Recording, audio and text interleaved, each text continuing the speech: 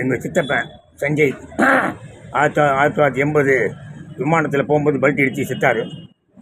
ஏன் பல்ட்டி அடித்த விமானம் ஏன் பல்ட்டி அடிச்சது, எதனால் செத்தாருங்கிறத விசாரிப்போம் அப்படின்னு சொல்லி இவங்க பாட்டி இந்திரா காந்தி ஒரு அறிக்கை சொன்னாங்க. அப்புறம் விசாரணைலாம் பண்ணலை, அப்படியே கம்முன்னு மங்களம் மாட்டிட்டாங்க.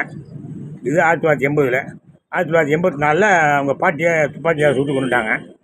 சுட்டு கொண்டு லேக்கின்னு ஒரு வக்கீல் பயங்கரமாக போராடினார். 3 விதமான குண்டுகள் இருந்தது, யார் 3வது குண்டு சுட்டது யார் அப்படின்னு சொல்லி.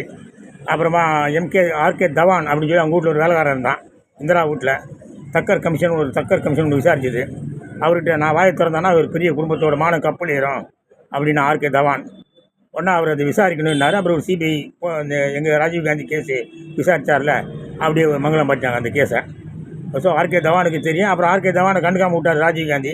உடனே ஆர்கே தவான் என்ன பண்ணார், நான் ஒரு வாழ்க்கை வரலாறு எழுத போகிறேன் அப்படின்னாரு. ஐயோ ஓடியா அப்படின்னு சொல்லி அவர் கட்சியில் சேர்த்து அவர் பொதுச் செயலாளர் ஆகிட்டார். அதுக்கப்புறம் 97 ஸ்ரீபெரும்புதூரில் வெடித்து சதறி செத்தார் அவங்க அப்பா.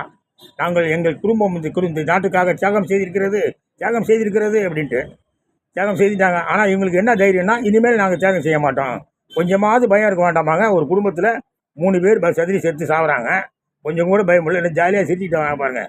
அப்பாப்பா, இட்டாலியன் மாஃபியாவுக்கு கிளியரான எடுத்துக்காட்டு. Italian mafia இந்தாஹான்.